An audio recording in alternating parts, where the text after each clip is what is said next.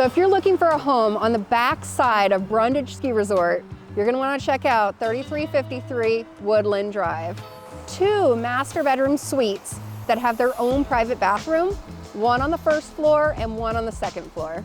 So you'll notice on the back of this house, they have a huge deck that expands the whole length of the house. You can definitely host the most entertaining parties back here or just hang out and listen to the creek. You've got room for gardening.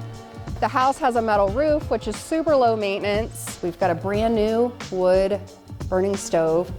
All the appliances are propane, so you're gonna have a propane stove to cook on, propane water heater, and a propane furnace, which is really good for winter time in New Meadows, that all your stuff's propane and not reliant on electricity. Room, they have huge windows, really tall ceilings that look out over the creek in the backyard. And I can't forget about the garage space. I mean, you have an attached garage and you have a completely separate detached garage that also has power to it.